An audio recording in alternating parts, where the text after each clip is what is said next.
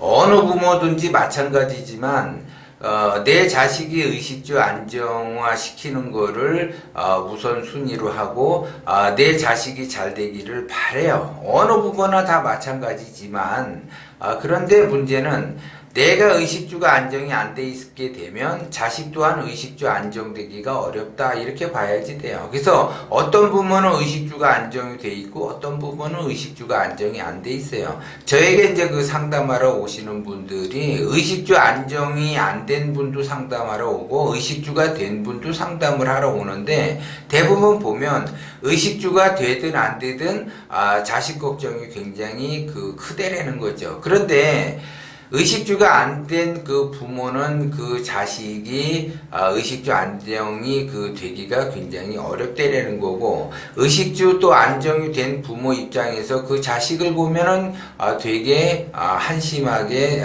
생각을 해요. 왜 그러냐면 그 자식이 되는 것이 없기 때문에 그렇다라는 거죠. 그래서 의식주가 된 부모는 그 자식을 보살펴 줘야지 되고, 의식주를 그 자식이 해결하지 못했기 때문에 말년에 자기가 가지고 있는 그 재산을 자식에게 넘겨줘요. 그러면 그 자식이 그 재산을 잘 굴려서 잘 관리를 하면은 다행인데, 그 있는 재산마저도 전부 다 까먹는 형국으로 가기 때문에 의식주 안정이 되기가 어렵다라는 거예요. 그래서 기본적으로 의식주가 된 그 부모들은 자식 걱정이 매일 끊이지 않아요. 그 자식이 제대로 자기가 성장하는 길로 가야지 되는데 성장하는 길로 가지를 못하기 때문에 그렇다라는 거죠. 그러면 그 의식주가 안정이 된 부모 입장에서 봤을 때 그 자식이 엄청나게 자식을 바라보는 그것이 고통스럽다라는 거죠. 그래서 자기 자신의 그 고통을 줄이고자 자식에게 뭔가를 하나씩 이렇게 해줘요. 뭔가를 하나씩 해주게 되면 그 자식은 이렇게 받아서 먹고 없애고 받아서 먹고 없애고 그런 형국을 만들어낸다라는 거죠. 그러면 내가 많은 재산을 일궈서 자식에게 물려주면 그 자식이 그 재산을 지킬 수 있는 그 능력, 그런 기운을 키우게끔 해야지 되는데 그 키우지를 못해서 전 재산을 다 잃어버린 형국으로 흘러간다라는 거죠. 그러면 제가 그걸 봤을 때 굉장히 답답해요. 내 제자들도 보면은 왜 이러한 형국에서 하수는 하수의 인생을 살 수밖에 없는지, 그 하수는 왜 공부를 따로 해야지 되는지 이런 것들을 잘 아는데, 의식주가 안정이 돼 있는 그러한 그 부모는 기본적으로 그 자식이 그렇게 자기의 힘을 키울 수 없는 자식이라면 교육을 반드시 시켜서 교육을 받게끔 해주게 되면 그거로 인해서 엄청나게 자기의 기운을 펼쳐갈 수 있는데, 그 펼쳐갈 수 있는 그 방법도 모르고 그냥 단순히 자기가 잘해주면, 자식이 원하는 거를 원하는 대로 다 해주게 되면 자기의 역할은 다 끝났다라고 생각을 하고 다 해줘요. 다 해줌으로써 자식을 더 바보를 만든다라는 거죠. 왜? 자식의 그 능력의 한계치를 알면서도 밑빠진 독에 물 붓기식으로 해준다는 거죠. 그러면 부모가 아무리 고기를 잡아서 갖다 준들 소용이 없어요. 그 자식에게 고기 잡는 법을 가르쳐 줘야지 되는데, 그 고기 잡는 법을 부모가 자기 자신이 가르쳐 줄 수 없다면 다른 선생이라도 초빙을 해서 고기 잡는 법을 가르쳐 줘야지 돼요. 그래야지 그 자식이 의식주 안정을 할 수가 있다라는 거죠. 그래서 어떤 부모든지 다 자식이 잘 되기를 바라는데 왜 내 자식이 이렇게 내가 원하는 대로 이렇게 잘 되지 않을까? 이거는 자기의 기운, 자기의 그 욕심이 강하기 때문에 그 강한 욕심에 강한 집착을 보이면서 그 강한 집착으로서 그 자식을 키웠기 때문에 자식은 말 그대로 야생화로 커야지 되는데 온실 속에 있는 그 화초처럼 커가지고 제대로 그 자기의 기운을 발휘를 할 수가 없다라는 거죠. 그거를 이제 상담을 하다가 보면은 이제 자식에 대한 얘기, 자기 자신에 대한 얘기, 그 부부에 대한 얘기를 이렇게 이제 다 얘기를 하다가 보면 결국 자기 자신이 제대로 그 자식을 케어를 못하기 때문에 그 자식은 엉뚱한 방향으로 갈 수밖에 없는 거고, 그 자식 또한 자기 자신이 그 부모의 그 가득한 그 욕심에 의해서 성장이 되듯이 자식 또한 욕심으로 가득 차서 성장이 됐기 때문에 어려운 형국을 자식이 만들어 간다는 거죠. 그렇기 때문에 그 욕심을 내려놓으라고 그렇게 얘기해도 욕심을 내려놓지 못해요. 그 못하니까는 결국 자기 그 신세한탄을 하는데, 자기 신세한탄하면서 아이 내 팔자가 왜 이런가, 내 관상이 왜 이런가, 내가 전생에 무슨 죄를 져서 이렇게 업을 짓는가. 그리고 이제 어디를 이렇게 가서 이제 돌아다니면서 보면서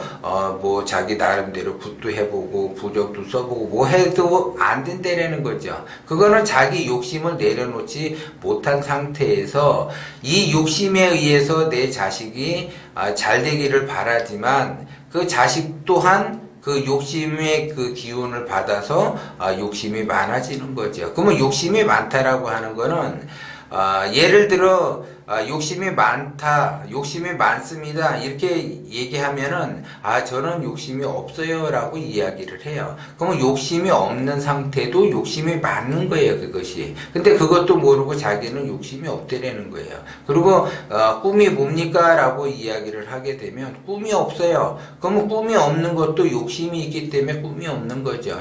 꿈이 있다라고 하는 거는 원심이 작동이 되는 거고, 원심으로서 꿈을 가질 수가 있어요. 그런데 욕심으로 가득 차서 내가 이렇게 신규를 잡든 둥그름 잡는 것도 욕심이지만, 아예 나는 꿈이 없는 것도 그것도 욕심으로 작용이 된다는 거죠. 그렇기 때문에 많은 그 부모들이 자기 자식이 잘 되기를 바라면 그 바라는 크기에만큼 욕심을 내려놓고, 내가 원심으로 가고 기운이 커지게 되면 내가 무엇을 해야지 되는지, 내가 앞으로 무엇을 선택을 해서 뭔가를 내가 해야지 되는데, 그것이 뭔지를 알게 되는데, 욕심으로 가다 보니까 내가 도대체 이렇게 해봐도 안 되고 저렇게 해봐도 안 되고, 자식이 웬수고 내가 무슨 전생에 죄를 졌길래 왜 이렇게 자식이 내 뜻대로 안 되는가라고 생각을 한다는 거죠. 그렇기 때문에